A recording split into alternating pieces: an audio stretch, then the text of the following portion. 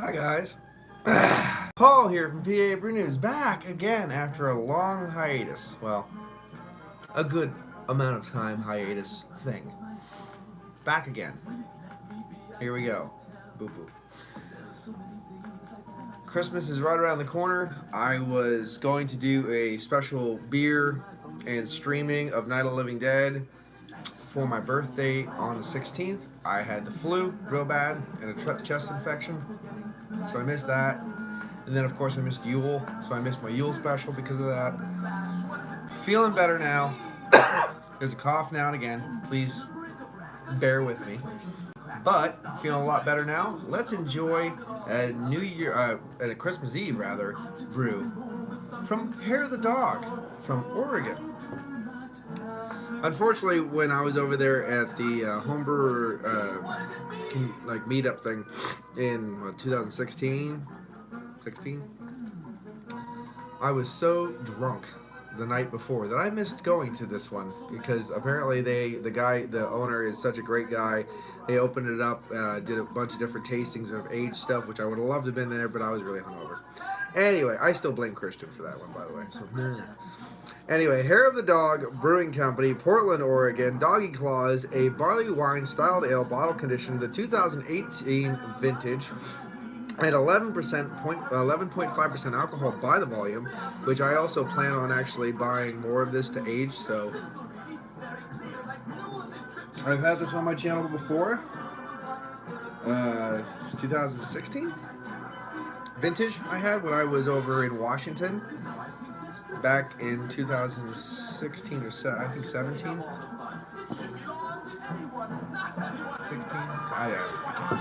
I can't remember these dates. I think it was 16. And I opened it with the gift that I got from Jamie in the basement. So, beautiful gift from Jamie to open a beautiful Christmas-inspired beer. But of course, Christmas Eve today. And I'm using my 2 Xmas glass.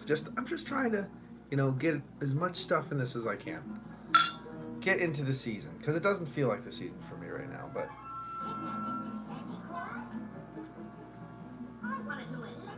drop it in. Nice little film on the bottom. Totally you can't see it, but oh my god, just cake. Yeah, I probably could see the caked film on the bottom of that. Nice big cakey film. Nice sedimentation on the bottom. Up to the lights. Just muted orange, ruby, amber hues kind of playing back and forth within the light. Very murky. Little ring ahead, but not to be expected a lot ahead because of that 11.5 alcohol by the volume. So here we go. Little soft streaming carbonation coming up through there. Let's get an aroma.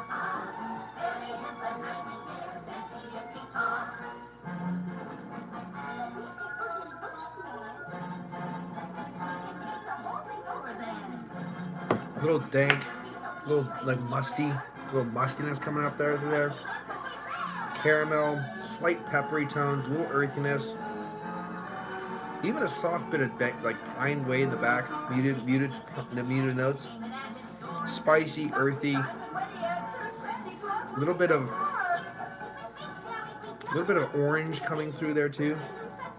Maybe a little orange rind, orange peel kind of coming through.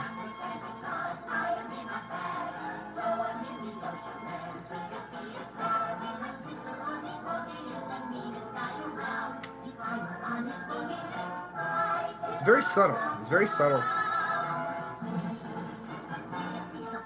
little perfumey, a little flower, floral note. Orange peel, caramel, a little brown sugar too. And then of course that little spiciness, earthiness. There's a hint of pine too, way in the background. All right, let's get into it. Cheers.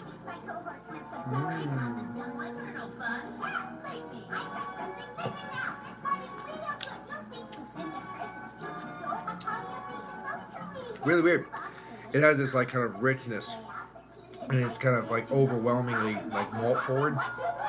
And that drops off, and all this peppery kind of spiciness kind of comes through there, and rides it to the end with this kind of hop bite. Interesting. Let's get another one. Cheers.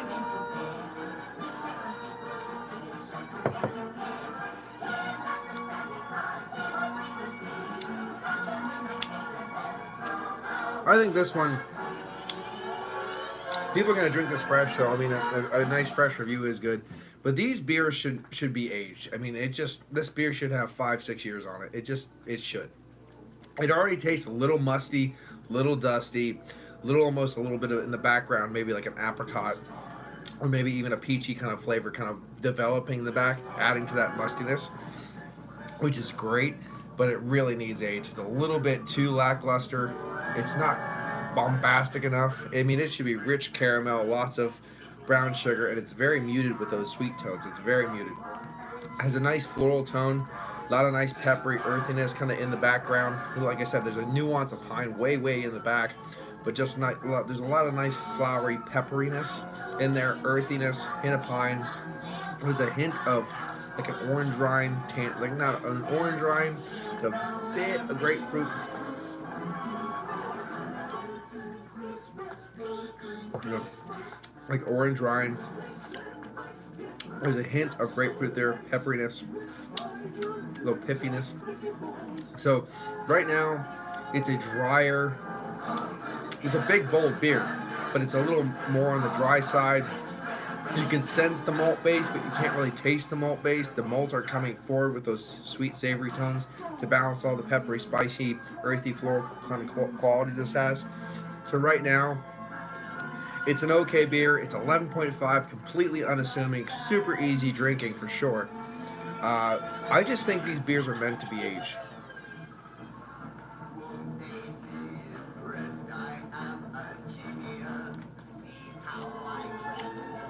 Yeah, just a lot of muted tones.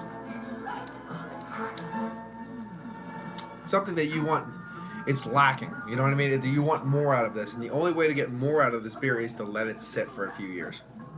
And that's the nicest and most blunt way I can put that. The lackluster components of this beer is coming because the beer is too fresh, and that's it. Because in time, this beer will be everything plus. It will be fruitcake, savory, chaos. Plus, you'll still get a little bit of that muted, earthy tones coming through there, back off. A little of that spiciness and pepperiness will drop down, but it'll be replaced with a lot of nice, savory characters. And really, and it burps beautifully. If you just want a big, bold, brash kind of Imperial IPA kind of a style thing, you can do that. But the thing is, excuse me, there's better examples of the style if you just want a big, bold, brash, hopped up, 10% plus brew. I just had one from Pizza Port. It was or Pizza Boy. It's either Pizza Port or Pizza Boy. I can't remember off the top of my head. It's called Front Side Lip Slide. It was 10% Imperial IPA. It tasted like it was 5. It was juicy and all this crazy crap. So there's different styles out there that you can get that hop hookup with that ABV. For these kind of styles, it's all about the age to get that malt base to come alive and see how it grows and changes and becomes a monster and takes over Christmas and then kill Santa. You know, that kind of thing.